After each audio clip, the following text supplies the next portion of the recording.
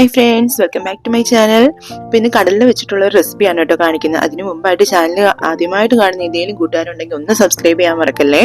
അപ്പം അതിനായിട്ട് നമ്മൾ ഇങ്ങനെ വെള്ളക്കടല ഉണ്ടല്ലോ, അതാണ് കേട്ടോ എടുത്തിരിക്കുന്നത്. അപ്പോൾ തലേ ദിവസം നന്നായിട്ട് കുതിർക്കാനായിട്ട് വെക്കുക.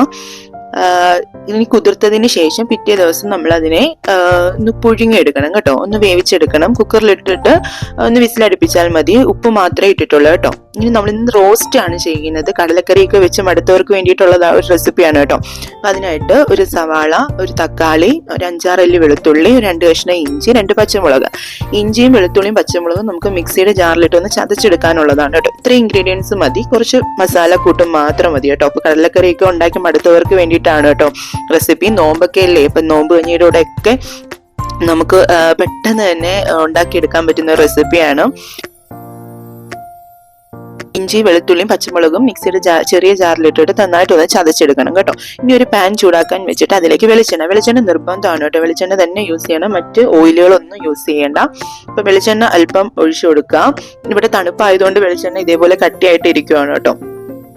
അപ്പൊ വെളിച്ചെണ്ണ ഒഴിച്ച് എണ്ണ ചൂടായി വരുമ്പോഴേക്കും അതിലേക്ക് കടുകിട്ട് പൊട്ടിച്ചെടുക്കുക. കറിവേപ്പില ഉണ്ടെങ്കിൽ ആഡ് ചെയ്യാം. പെന്റയിൽ കറിവേപ്പില ഇല്ലാത്തത് കൊണ്ട് ഞാനത് ആഡ് ചെയ്തിട്ടില്ല കേട്ടോ. കറിവേപ്പില ഉണ്ടെങ്കിൽ നിർബന്ധമായിട്ട് ഇട്ടോളൂ.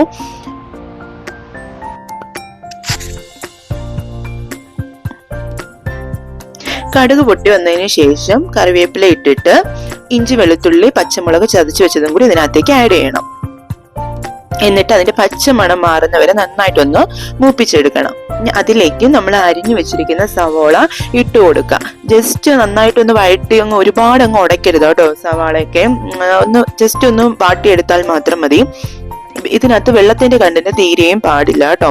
അപ്പം സവാള ഇട്ട് നന്നായിട്ടൊന്ന് മൂപ്പിച്ചെടുത്തതിന് ശേഷം അതിലേക്ക് ഉപ്പ് ഇട്ട് കൊടുക്കണം കേട്ടോ. ഞാൻ കുറച്ച് ഉപ്പ് കടലയിൽ ഇട്ടിട്ടുണ്ട്. ഉപ്പ് മാത്രമേ ഇട്ടിട്ടുള്ളൂ, മഞ്ഞൾപ്പൊടി ഒന്നും ഇട്ടിട്ടില്ല കടലയിൽ.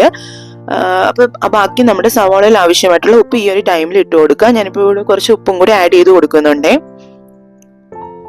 ഉപ്പൊക്കെ ആവശ്യത്തിനനുസരിച്ച് ഇടണം. ഇവിടെ നമുക്ക് തീരെ ഉപ്പ് കുറവ് മതി കേട്ടോ. അതുകൊണ്ട് ഞാൻ കുറച്ച് ഉപ്പ് മാത്രമേ ആഡ് ചെയ്തിട്ടുള്ളൂ.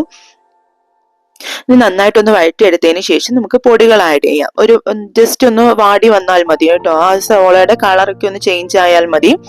നമ്മൾ എഗ് റോസ്റ്റ് ഒന്നും ഉണ്ടാക്കുന്നതിന്റെ അത്രയും സവോള അങ്ങ് വാട്ടിയെടുക്കരുത്, ജസ്റ്റ് ഒന്ന് വാട്ടിയെടുക്കാം. ഇനി അതിനകത്തേക്ക് ആവശ്യത്തിന് മഞ്ഞൾപ്പൊടി, മുളക് പൊടി. ഇത് എരിവില്ലാത്തത് കൊണ്ട് ഞാൻ ഇവിടെ 2 ടീസ്പൂൺ അളവിൽ മുളക് പൊടി ഇട്ട് കൊടുത്തിട്ടുണ്ട് കേട്ടോ. പിന്നെ കുറച്ച് കുരുമുളക് പൊടിയും മസാലപ്പൊടി, ഗരം മസാലയും കൂടി ചേർത്തിട്ട് നമ്മൾ നന്നായിട്ടൊന്ന് മൂപ്പിച്ചെടുക്കാം.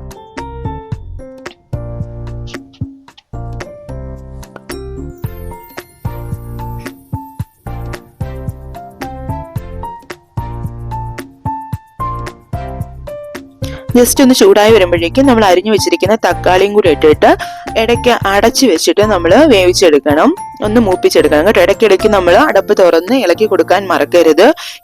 ഈ തക്കാളിയിലുള്ള വെള്ളത്തിൽ വേണം ഈ ഒരു പൊടിയും ആ സവാളയൊക്കെ ഒന്ന് ഉടഞ്ഞു വരാൻ വേണ്ടിയിട്ട്.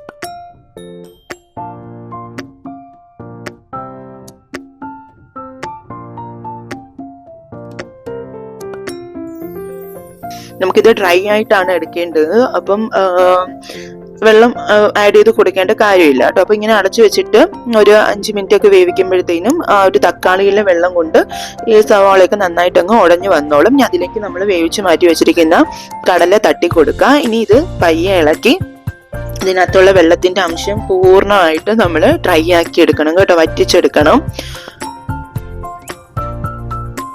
ഇനി ഈ സമയം നമുക്ക് ഉപ്പോ എരിവിന് ആവശ്യമായിട്ടുള്ള കുരുമുളക് പൊടിയോ മസാലപ്പൊടിയോ ഒക്കെ വേണമെങ്കിൽ നമുക്ക് ഈ ഒരു ടൈമിൽ ചേർത്ത് കൊടുക്കാം. ഇത് നമ്മൾ ഒന്ന് ടേസ്റ്റ് ചെയ്ത് നോക്കിയാൽ മതി കേട്ടോ. എന്തെങ്കിലും പോരാത്തതുണ്ടെന്നുണ്ടെങ്കിൽ ആഡ് ചെയ്ത് കൊടുത്തോളൂ, കുഴപ്പമൊന്നുമില്ല. പിന്നെ ഞാനിവിടെ കുറച്ച് വെളിച്ചെണ്ണയും കൂടി ഒഴിച്ചു കൊടുക്കുന്നുണ്ട് കേട്ടോ. ഇനി ലാസ്റ്റ് മെയിൻ ആയിട്ട് നമ്മൾ ഇതിനകത്ത് ഫ്ലേവർ കൊടുക്കുന്നതെന്ന് പറഞ്ഞാൽ മല്ലിയിലയാണ്.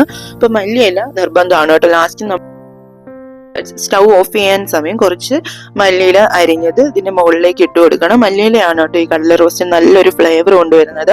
അപ്പം കുറച്ച് അതും കൂടി ഇട്ട് കൊടുക്കാം. ഞാനിവിടെ എൻ്റെ കുറച്ചേ ഉള്ളായിരുന്നുള്ളൂ കേട്ടോ. ബാക്കിയെല്ലാം എല്ലാം ഫ്രിഡ്ജിലിരുന്ന് കേടായി പോയി. അപ്പൊ എനിക്ക് കുറച്ച് കിട്ടിയോളൂ. ഞാൻ അത് കുറച്ച് മാത്രം ഇതിനകത്തോട്ട് ഇട്ട് കൊടുക്കുന്നുണ്ടേ. അപ്പൊ ഇത്രയേ ഉള്ളൂ. പുട്ടിന്റെ കൂടെയോ അല്ലെങ്കിൽ ചപ്പാത്തിയുടെ കൂടെയോ അല്ലെങ്കിൽ നമുക്ക് വെറുതെ ഇങ്ങനെ കടല സലാഡൊക്കെ ആയിട്ട് കഴിക്കുന്നവരൊക്കെ ഉണ്ടല്ലോ, അങ്ങനെയൊക്കെ ഉള്ളവർക്കൊക്കെ അല്ല തനിയും കഴിക്കാൻ പറ്റുന്ന നല്ലൊരു റെസിപ്പിയാണ്.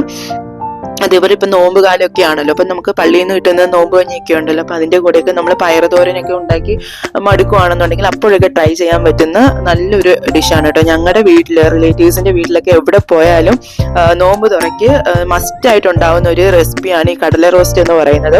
അപ്പൊ നോമ്പൊക്കെ ആയതുകൊണ്ട് എനിക്ക് ഉണ്ടാക്കിയപ്പോഴത്തേന് നിങ്ങളെയും കൂടി കാണിച്ചു തരാമെന്ന് വിചാരിച്ചു. അപ്പൊ വീഡിയോ ഇഷ്ടമാവുകയാണെങ്കിൽ തീർച്ചയായിട്ടും നിങ്ങളെല്ലാം ലൈക്ക് ചെയ്യണം. സബ്സ്ക്രൈബ് ചെയ്യാതെ കാണുന്ന കൂട്ടുകാർ ആരെങ്കിലും ഉണ്ടെങ്കിൽ സബ്സ്ക്രൈബ് ചെയ്യാനും മറക്കരുത്. മറ്റൊരു വീഡിയോ ആയിട്ട് കാണാം. ബൈ.